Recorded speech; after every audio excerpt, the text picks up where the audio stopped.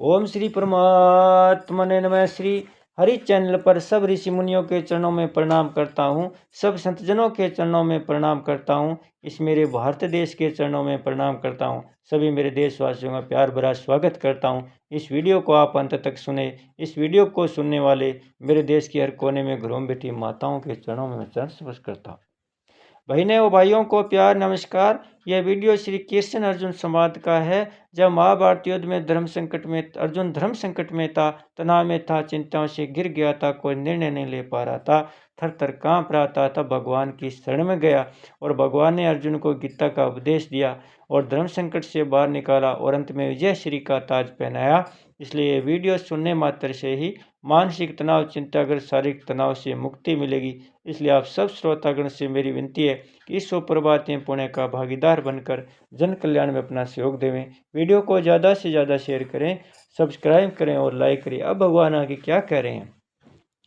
वर्षीणानां वसुदेवो अस्मि पाण्डवानां धनञ्जय मुनीनां पयहं व्यास कवीनामुष्णा कवि। वर्षमंशियों में वसुदेव पुत्र श्री कृष्ण और पांडव में अर्जुन मैं हूँ, मुनियों में वेदव्यास और कवि में कवि शुक्राचार्य भी मैं ही हूँ। अब व्याख्या क्या कर रहे हैं भगवान। क्या वर्षना वासुदेवस्मि, यह भगवान श्री कृष्ण का अवतार वर्ण नहीं है, परंतु वर्षवंशियों में अपनी जो विशेषता है उस विशेषता को लेकर भगवान ने अपना विभूति रूप से वर्ण किया है। यहाँ भगवान का अपने विभूति रूप से कहना तो संसार की दृष्टि से, स्वरूप की दृष्टि से तो वे साक्षात भगवान ही है। इस अध्याय में जितनी विभूतियाँ आई है वे सब संसार की दृष्टि से है, तत्व तो वे परमात्म स्वरूप ही है। पांडवा नाम धनंजय, पांडवों में अर्जुन की जो विशेषता है वह विशेषता भगवान की है, इसलिए भगवान ने अर्जुन को अपनी विभूति बताया है।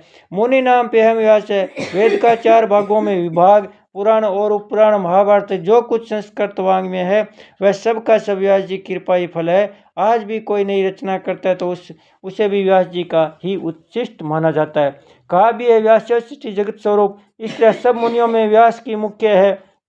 इसलिए भगवान ने व्यास की अपनी विभूति बताया है। अपनी विभूति बताया तात्पर्य व्यास में विशेषता दिखते ही भगवान की याद आनी चाहिए कि वह सब विशेषता भगवान की और भगवान की ही आई है।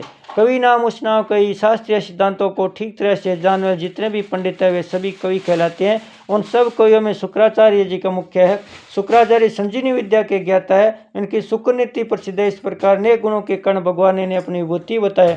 इन विभूतियों की महत्ता देकर कहीं भी बुद्धि अटके तो उस महान महत्ता को भगवान की माननी चाहिए, क्योंकि वह महत्ता एक क्षण भी स्थायी रूप से नहीं टिकने वाली, संसार की नहीं हो सकती। बोलिए श्री कृष्णचंद्र भगवान की जय हो, भक्त और भगवान की जय हो, सत्य सनातन धर्म की जय हो।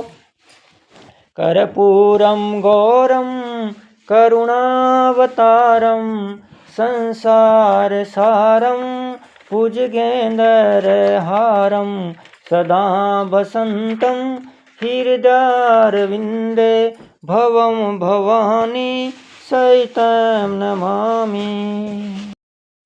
ओम श्री परमात्मने नमः। श्री हरि चैनल पर सब ऋषि मुनियों के चरणों में प्रणाम करता हूँ, सब संतजनों के चरणों में प्रणाम करता हूँ, इस मेरे भारत देश के चरणों में प्रणाम करता हूँ। सभी मेरे देशवासियों का प्यार भरा स्वागत करता हूँ। इस वीडियो को आप अंत तक सुने। इस वीडियो को सुनने वाले मेरे देश के हर कोने में घरों में बैठी माताओं के चरणों में मैं चरण स्पर्श करता हूँ।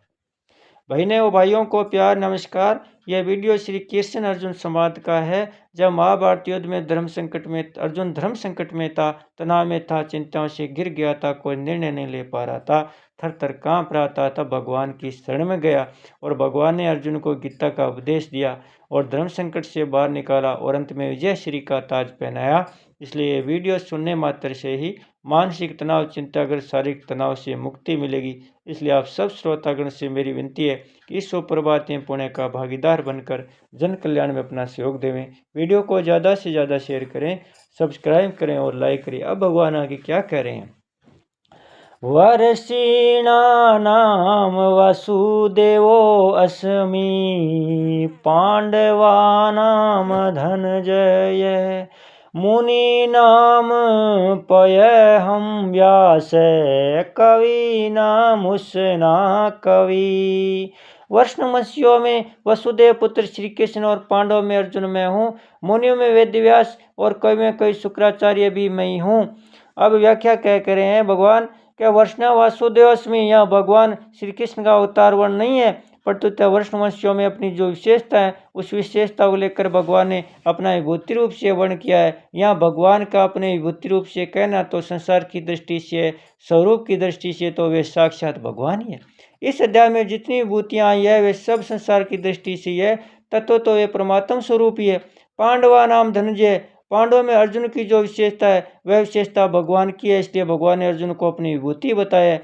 मुनि नाम पे हम व्यास है, वेद का 4 भागों में विभाग, पुराण और उपपुराण, महाभारत जो कुछ संस्कृत वांग में है वह सब का सब व्यास जी की कृपा ही फल है। आज भी कोई नई रचना करता है तो उसे भी व्यास जी का ही उच्छिष्ट माना जाता है। कहा भी है व्यास सृष्टि जगत स्वरूप, इसलिए सब मुनियों में व्यास की मुख्य है, इसलिए भगवान ने व्यास की अपनी विभूति बताया है। अपनी विभूति बताया तात्पर्य व्यास में विशेषता दिखते ही भगवान की याद आनी चाहिए कि वह सब विशेषता भगवान की और भगवान की ही आई है। कवि नाम उस नाम कई शास्त्रीय सिद्धांतों को ठीक तरह से जानने वाले जितने भी पंडित हैं वे सभी कवि कहलाते हैं। उन सब कवियों में शुक्राचार्य जी का मुख्य है। शुक्राचार्य संजीवनी विद्या के ज्ञाता है। इनकी शुक्रनीति प्रसिद्ध है। इस प्रकार नेक गुणों के कर्ण भगवान ने अपनी विभूति बताए। इन विभूतियों की महत्ता देकर कहीं भी बुद्धि अटके तो उस महान महत्ता को भगवान की माननी चाहिए, क्योंकि वह महत्ता एक क्षण भी स्थायी रूप से नहीं टिकने वाली, संसार की नहीं हो सकती। बोलिए श्री कृष्णचंद्र भगवान की जय। भक्त और